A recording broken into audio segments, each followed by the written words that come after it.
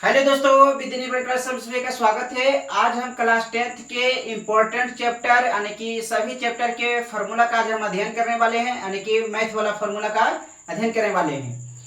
हमने पिछले वीडियो में पहला चैप्टर, दूसरा चैप्टर और तीसरा चैप्टर, मतलब पहला चैप्टर मतलब रियल नंबर यानी कि वास्तविक संख्याएं, और दूसरा चैप्टर पॉलिनोमियल मतलब कि बहुपद, और तीसरा चैप्टर दो चार वाले रैखिक समीकरण का हम फार्मूला यानी कि टोटली हम बता दिए थे।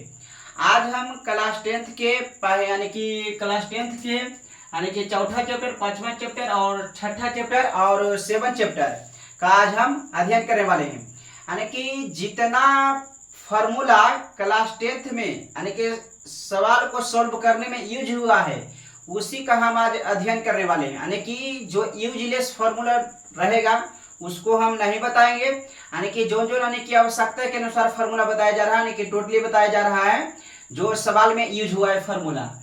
तो आज हम यानी कि द्विघात समीकरण यानी कि द्विघात समीकरण, उसके बाद समांतर श्रेणी मतलब एपी, और अगला हो जाएगा त्रिभुज ट्रायंगल, और आगे हो जाएगा कोऑर्डिनेट ज्योमेट्री। यहाँ पर देखिए कोऑर्डिनेट ज्योमेट्री मतलब निर्देशांक ज्यामिति। आज हम पूरा का फार्मूला को समझाने वाले हैं, और आप A4 साइड में आप लिख लीजिएगा उसमें ठीक ठाक से, ताकि एग्जाम नजदीकी आए तो एक बार नोट्स को देख लिया जाए और बढ़िया से रिवीजन हो सके। चलिए आइए शुरुआत करते हैं शुरू से। चलिए आइए देखते हैं। तो सबसे पहले जाते हैं द्विघात समीकरण। तो द्विघात समीकरण पहले का मतलब क्या हुआ? द्विघात समीकरण का मतलब क्या हुआ? तो द्विघात समीकरण का मतलब क्या हुआ? तो इसका मतलब पावर में दो यानी कि पावर में दो यानी कि समीकरण मतलब बराबर रहना चाहिए। तो मान लीजिए जैसे कोई एग्जांपल के समझाते हैं, x square minus 2x plus 3 बराबर 0। यह जो अभी बताया गया है समीकरण, ये द्विघात समीकरण है, यानी कि पावर दो रहेगा बराबर रहे तो हो जाएगा समीकरण। तो यहाँ पर ध्यान देने वाली बात क्या है? तो पहला नंबर क्या का फॉर्मूला है इसको कि द्विघात समीकरण के मानक रूप क्या होता है। तो यहाँ पर ध्यान से सुनिए, यहाँ पर द्विघात समीकरण का मानक रूप क्या है?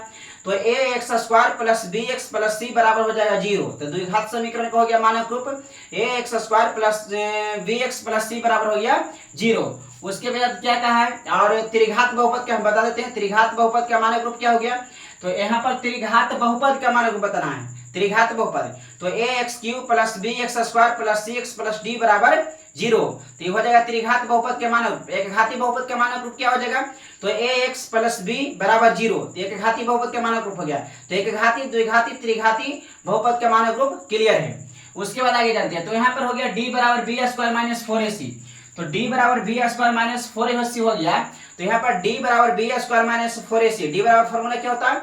यहाँ पर इससे सवाल पूछता है, यहाँ पर ये वाला VVI फॉर्मूला है, यानी कि एक सवाल दिया रहेगा उसमें से आपको विवेचक कहेगा निकालने के लिए, या फिर कहेगा डी निकालने के लिए कहेगा, यानी कि विविक्तर। तो डी बराबर क्या होता है? तो बी स्क्वायर माइनस 4ac, जहां डी क्या है?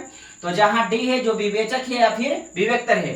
ये वाला फॉर्मूला भी इंपॉर्टेंट हो जाता है, यानी कि द्विघाती सूत्र, यानी कि द्विघाती सूत्र पूछेगा, या फिर सीधाचार, यानी कि सीधाचार कभी कभी पूछ देता है। तो स्टूडेंट सब होता है जो कंफ्यूज कर जाता है, यानी कि सीधाचार उसी को कहा जाता है, मतलब द्विघाती सूत्र को सीधाचार सूत्र कहा जाता है। तो इसका फॉर्मूला क्या होता है?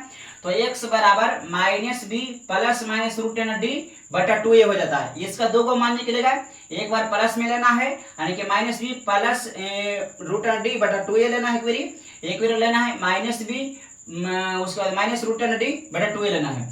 तो सीधाचार सूत्र किसे कहा जाता है? तो सीधाचार सूत्र बराबर फॉर्मूला क्या होता है? तो बोलना आपको क्या है कि x बराबर minus B plus minus root under D बटा 2a।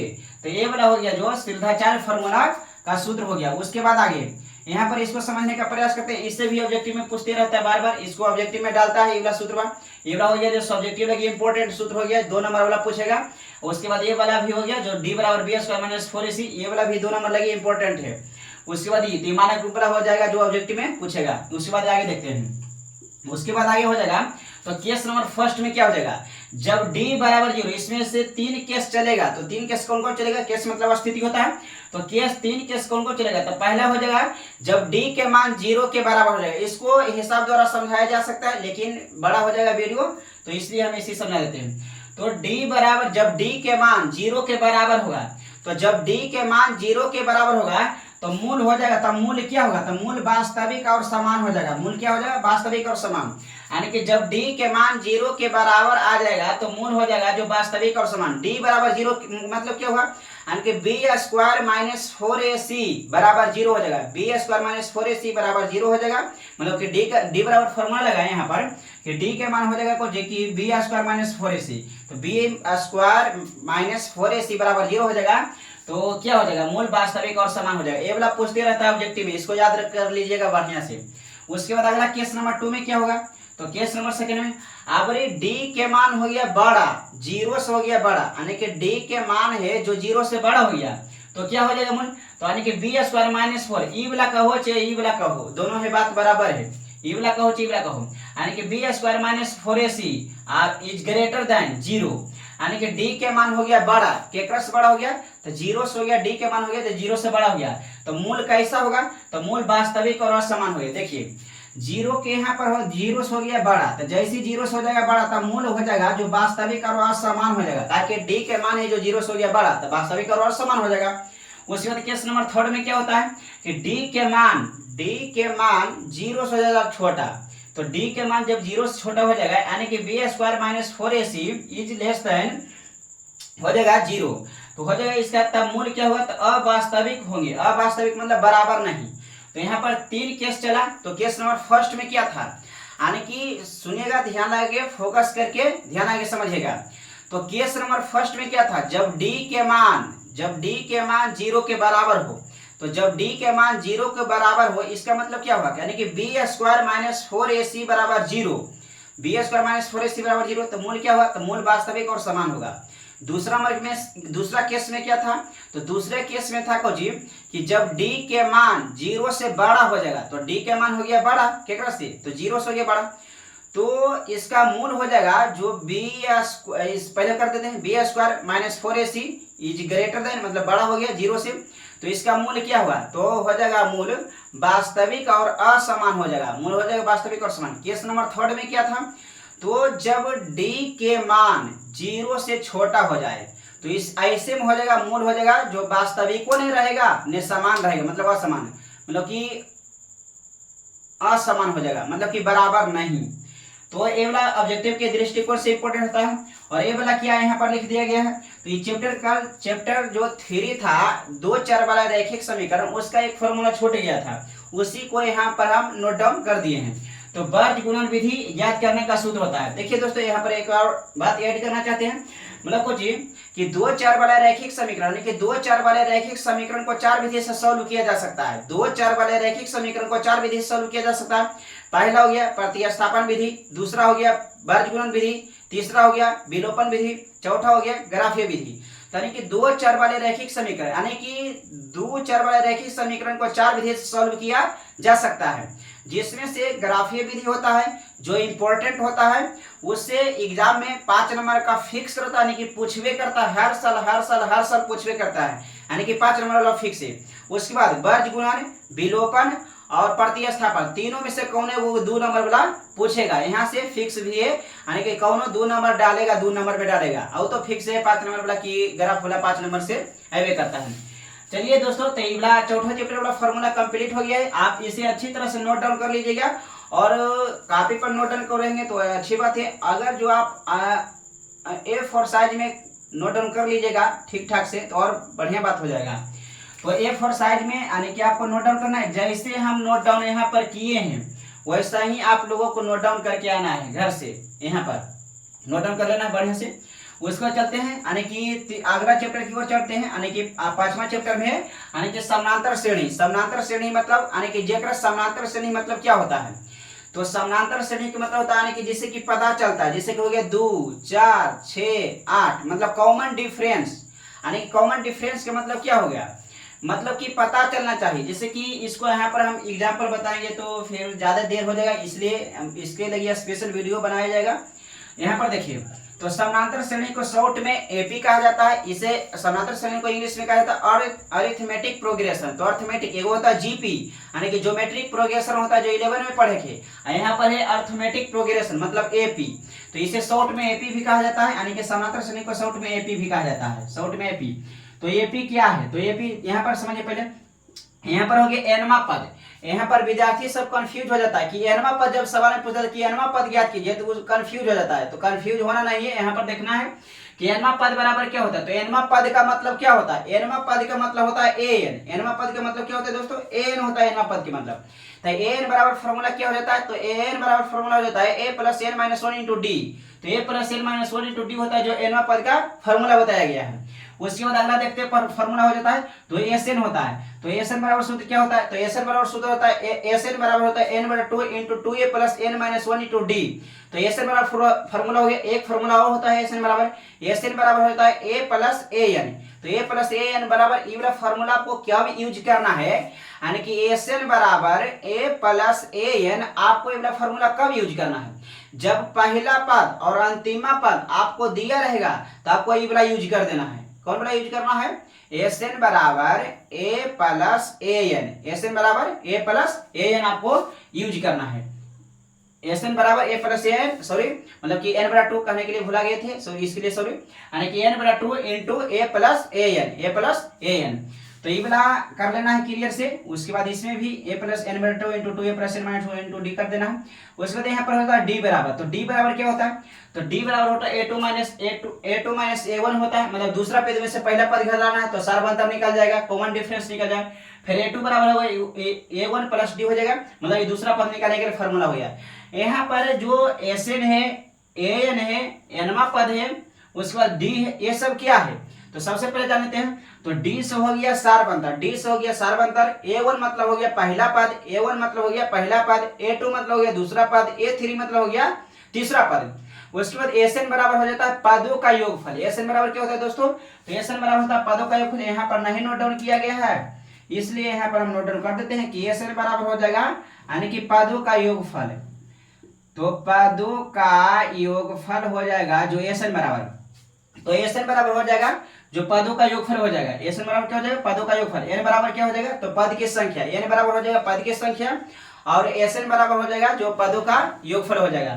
तो उम्मीद करते हैं कि यहाँ तक समझ में आ गया होगा। हाँ, एक बात और ध्यान देने वाली बात क्या है कि एन को अंतिमा पद भी कहा जाता है, और एन मतलब एल को भी अंतिमा पद कहा जाता है, यानी कि एन और एल दोनों एक ही बात है। तो ये दोनों सूचित किया जाता है, अंतिमा पद को सूचित किया जाता है एन या फिर एल से। तो यहाँ तक उम्मीद करते हैं। उसके बाद आगे देखते हैं दोस्तों। उसके बाद क्या कहा है नोट में पॉइंट, कि यदि ए और डी का मान प्रश्न में दिया रहे, यदि ए और डी का मान प्रश्न में दिया रहे तो आप अगले पद निकाल सकते हैं। अगर जो कुछ भी, अगर जो एपी में आपको कुछ भी निकालना है, ऐसे निकालना चाहिए, ए निकालना है, चाहे मतलब कुछ भी निकालना है एपी में आपको, तो पहला पद और डी मतलब सार्वंतर, पहला पद यानी कि प्रथम पद और सार्वंतर अगर जो रह जाएगा तो आप कुछ भी निकाल सकते हैं मतलब एपी में। उसके बाद इसका क्या है, तो a2 बराबर हो जाता है a1 प्लस डी हो जाता है। उसके बाद a3 बराबर क्या हो जाता है, तो a2 प्लस डी हो जाता है। उसके बाद a4 बराबर a3 प्लस डी हो जाता है, मतलब a5 बराबर a4 प्लस डी, मतलब कि अगला पद में से पिछला का पद को घटाकर डी जोड़ दिया जाता है।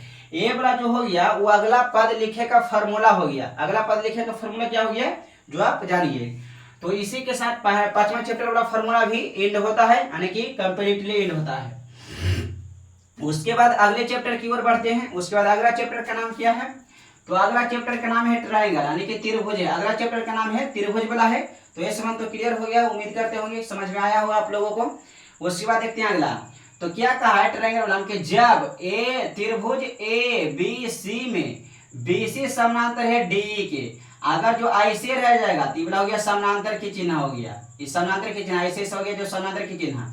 अगर जो वाला ऐसे रह जाएगा उल्टा टी तो ये हो गया समलंब, यानी कि समलंब नहीं सॉरी मतलब लंब के चिन्ह हो गया, ये वाला ऐसे रह जाएगा था। उसके बाद इसको समझिए, तो ABC एक त्रिभुज है। उसके बाद DE है, जो DE है वो BC के समानांतर है, मतलब ई समानांतर एक कर, यानी कि BE है जो DE के समानांतर दिया गया है। तो इसमें 3 गो केस चलेगा, इससे 2 नंबर का भी सवाल आता है, इसलिए ये भी इंपॉर्टेंट हो जाता है, VVI हो जाता है, कि इसमें 2 नंबर का सवाल आता है। इसको हल्के में नहीं लेना है, ये बहुत आसान है, इसको याद रख लेना है, बस इसको याद रखना है। मतलब कि कभी कभी इसका मान दिया रहेगा, इसका कभी कभी इसका मान दिया रहेगा, और उसके बाद AC का मान दिया रहेगा, कहेगा EC निकालेगी, तो इजीली इसका निकल जाता है। बाकी हम वीडियो बनाएंगे इस पर। उसके बाद क्या होता है, तो केस नंबर फर्स्ट में क्या होता है, AD बटा DB, मतलब AD यहाँ से लेके AD बटा और डीबी, डीबी ई वाला हो जाता है, मतलब कि एडी इतना बटा इतना, तो हो जाएगा इतना बटा इतना के बराबर, तो एडी बटा डीबी हो जाएगा एई बटा ईसी हो जाएगा। तो पहला नंबर समझ में आ गया होगा। उसके बाद दूसरा नंबर क्या है, तो दूसरा नंबर है एडी बटा एबी, तो एडी, तो एडी हो गया यहाँ तक हो गया। अब ये हाफ है तो ऊपर वाला में हाफ लेना है, उसके बाद पूरा ले लेना है, एडी बटा एबी, तो यही हो गया एडी बटा एबी हो गया। तो इसी प्रकार मतलब कि इधर जिस प्रकार आप किए उसी प्रकार इधर भी करना है। तो इधर हाफ ले लीजिए पहले, तो एई हो गया, तो एई हो गया और बटन हो जाएगा ए सी, तो ए सी हो गया, ये वाला हो गया। तो ये दोनों आपस में इक्वल है। उसी प्रकार आपको करना क्या है, तो ए बी का है, ए बी बटा डी बी, तो ए बी अब ये पूरा लेना है पहले, पूरा ए बी बटा डी बी, मतलब कि डी बी यहाँ तक पहले अब ये पूरा लेना है, उसके बाद लेना नीचे वाला। पहले हम लिए थे पूरा ऊपर, पहले लिए थे इतना बटा इतना, उसके बाद यानी कि आवरी लिए थे कुछ इतना बटा इतना हो गया, उसके बाद पूरा बटा इतना कर देना है, उसके बाद इतना बटा पूरा कर देना है, क्योंकि ए बी बटा हो जाएगा डीबी, तो ए बी बटा डीबी हो गया। उसके बाद हो जाएगा यहाँ पर ए सी, तो ए सी के यहाँ तक हो गया, ए सी यहाँ तक हो गया, ए सी बटा हो जाएगा ई सी। तो उम्मीद करते होंगे दोस्तों कि ये वाला भी समझ में आ गया होगा, ये वाला क्लियर है। ये हिसाब बताया जाएगा तो समझ में आएगा अच्छी तरह से, अभी समझ में नहीं आया होगा तब। उसके बाद हो जाएगा जी अध्याय 7वां। अध्याय 7वां है निर्देशांक ज्यामिति, मतलब कोऑर्डिनेट ज्योमेट्री। तो कोऑर्डिनेट ज्योमेट्री का फॉर्मूला देख लेते हैं। ये वाला तो बहुत ज्यादा इंपॉर्टेंट होता है, कोऑर्डिनेट ज्योमेट्री वाला, इससे सवाल ज्यादा रहता है, ऑब्जेक्टिव सब्जेक्टिव दोनों में भरा रहता है, पूरा ज्ञान नहीं ले रहता है से। उसके बाद आते हैं कोऑर्डिनेट ज्योमेट्री। तो कोऑर्डिनेट ज्योमेट्री में क्या आपको याद रखना है, निर्देशांक ज्यामिति में कोऑर्डिनेट ज्योमेट्री में आपको क्या याद रखना है।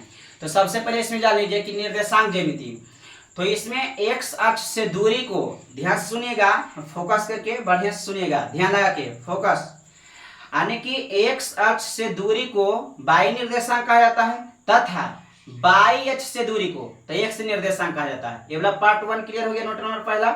फिर से सुनिएगा, एक्स अक्ष से दूरी को तो कौशी गायब, एक्स बाई में दोनों में से कौन एगो गायब रहेगा, उसको बोल देना है।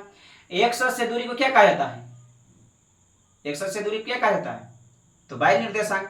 बाई अक्ष से दूरी की क्या कहा जाता है, तो एक्स निर्देशांक, सिंपल बात।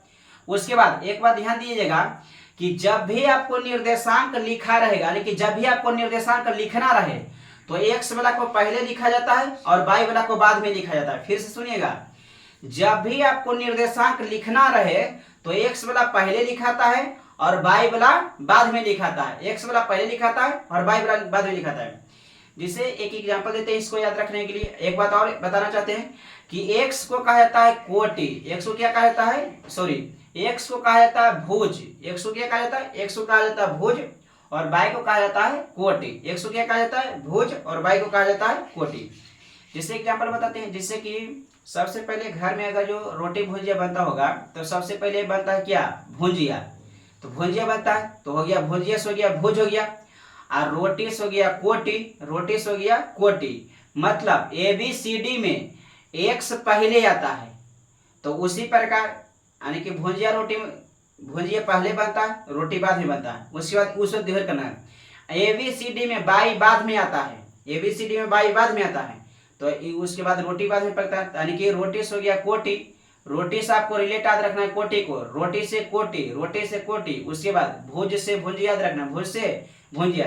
ये वाला ट्रिक है, जो निर्देशांक लिखा पहले जाता है क्या कहा जाता है, यानी कि जैसे प्रश्न तो पूछने करता है, बहुत ज्यादा पूछता है कि किसको कहा जाता है भुज, किसको कहा जाता है कोटि, तो कंफ्यूज नहीं होना, ट्रिक को बता दिएगा। ठीक है दोस्तों, चलिए आगे बढ़ते हैं।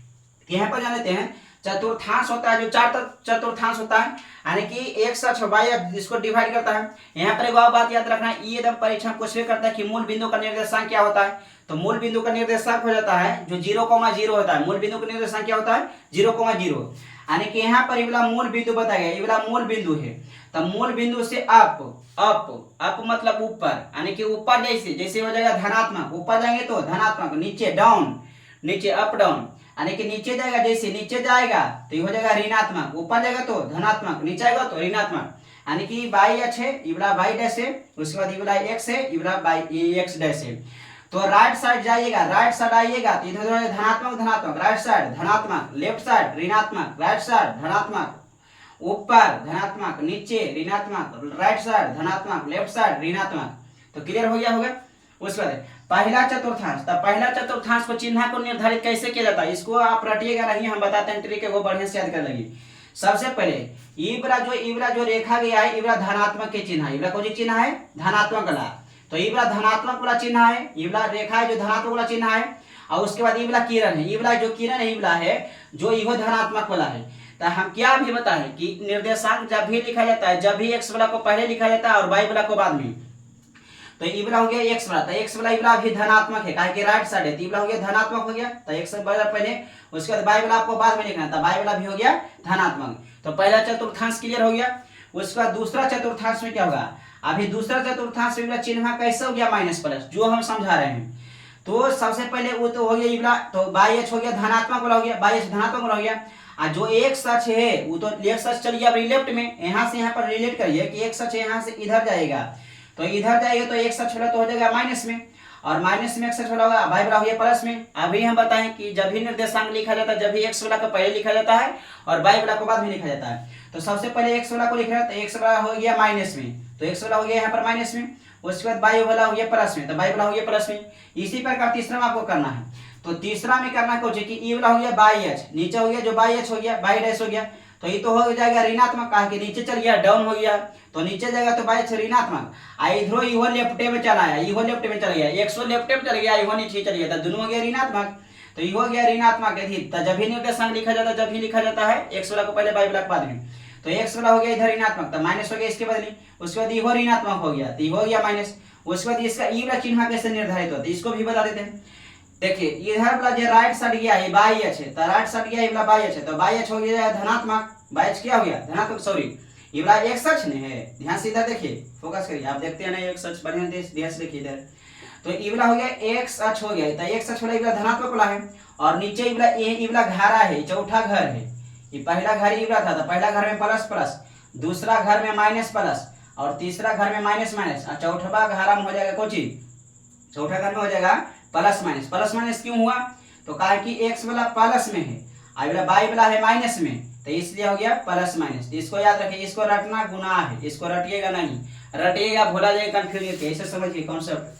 उसके बाद हो जाता, चलिए आगे बढ़ते हैं। उसके बाद हो जाता दूरी सूत्र। तो दूरी सूत्र क्या होता है, डिस्टेंस फार्मूला क्या होता है, तो root under x two minus x one के whole square plus by two minus by one के होल स्क्वायर हो जाता है, यानी कि दूरी फार्मूला हो जाता है। दूरी फार्मूला क्या होता है, root under x two minus x one के whole square plus by two minus by one के होल स्क्वायर हो जाता है, डिस्टेंस फार्मूला हो जाता है। उसके बाद हो जाता है त्रिभुज का क्षेत्रफल। तो त्रिभुज का क्षेत्रफल यानी कि त्रिभुज का क्षेत्रफल ज्ञात करने के लिए यहाँ पर बताते हैं, ट्रिक बताते हैं कि कैसे याद रखना है। त्रिभुज के क्षेत्रफल आपको नहीं याद है तो आपको क्या करना है, सबसे पहले आपको 1/2 याद रखना है, 1/2 तो याद रहबे करेगा। उसके बाद आपको बड़ी ब्रैकेट के यूज करना है, क्या करना है, बड़ी ब्रैकेट। त्रिभुज का अगर जो क्षेत्रफल पूछेगा तो आपको तुरंत बता देना है, इसे ट्रिक वास्ते आद एकदम नहीं करना है, ट्रिक जान लीजिए। त्रिभुज के अगर जो सूत्र पूछेगा कि त्रिभुज का क्षेत्रफल क्या होता है, तो सबसे पहले आपको कह देना 1/2, उसके बाद बड़ी ब्रैकेट लगा देना है। ध्यान से यहाँ पर देखिए, यहाँ पर तो हो जाएगा कुछ ax इंटू कर देना by minus by, by minus by हो गया। फिर करना 3 बार ऐसे करना है, कितना बार करना है, 3 बार ऐसे, तो हो जाएगा ax प्लस ले जाना है, तो ax into by minus by, उसके बाद हो जाएगा कुछ हो जाएगा फिर plus ax into by minus by, उसके बाद इधर कर देना है। उसके बाद गिनती के साथ के लिए जाना है, शुरू करना है तो उसको छोड़ देना है। जैसे देखिए यहाँ पर 1 दे दिए, यहाँ पर 2 3, तो 1 2 3 हो गया। शुरू आप कहाँ से किए थे, तो 1 से, तो 1 को छोड़ देना है, 1 2 और उसके बाद 3, तो हो जाएगा 2 3 1, 2 3 1, तो यहाँ पर देखेंगे 2, उसके बाद हो जाएगा 3, उसके बाद हो जाएगा 1।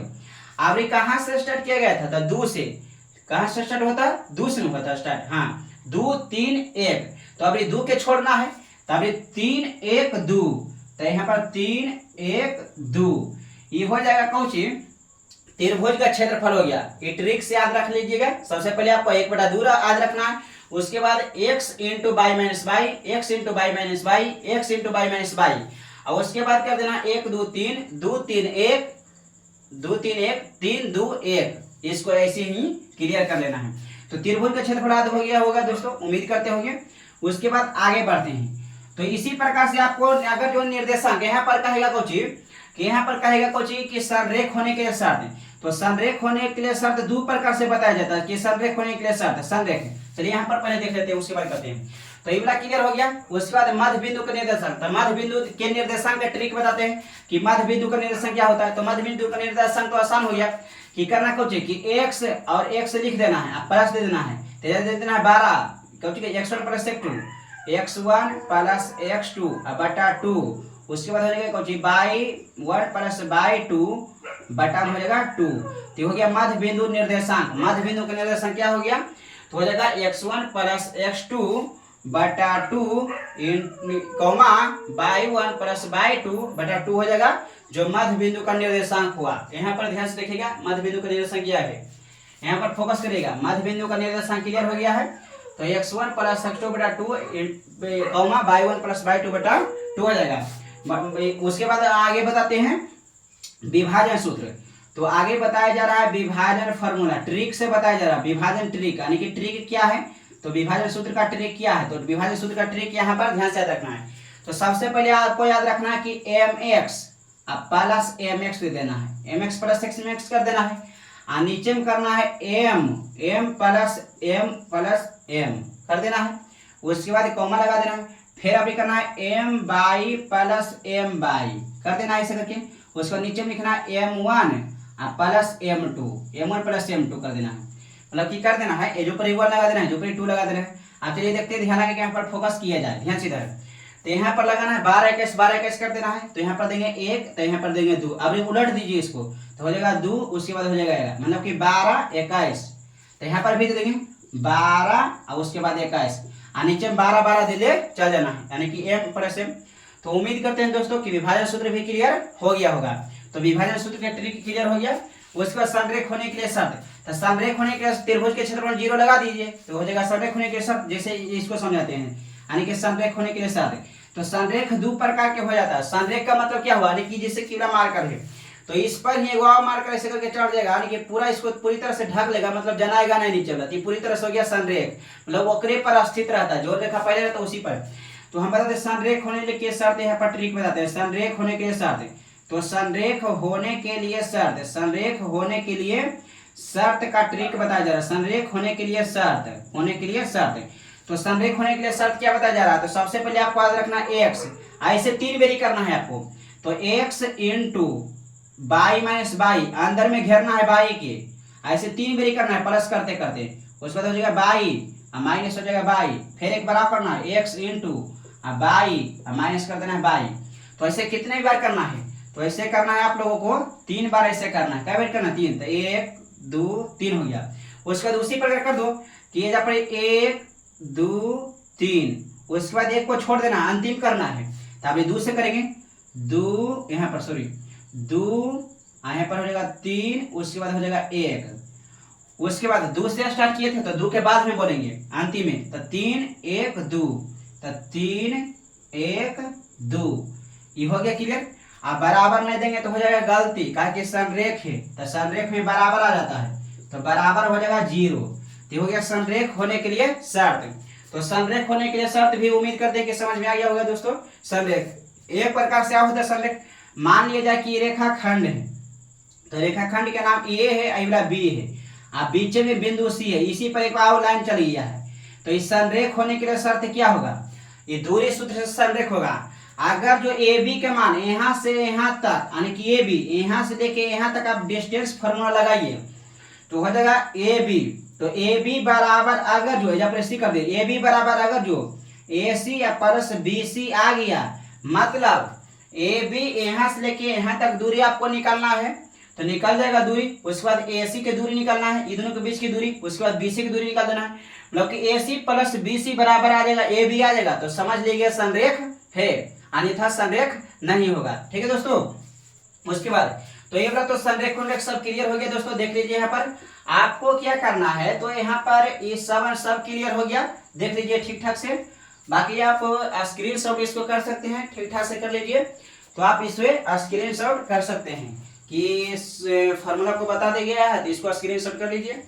उसके बाद इसको क्या करना है, आपको लास्ट में क्या करना है, इसको सबसे पहले कॉपी पर आपको नोट डाउन कर लेना है।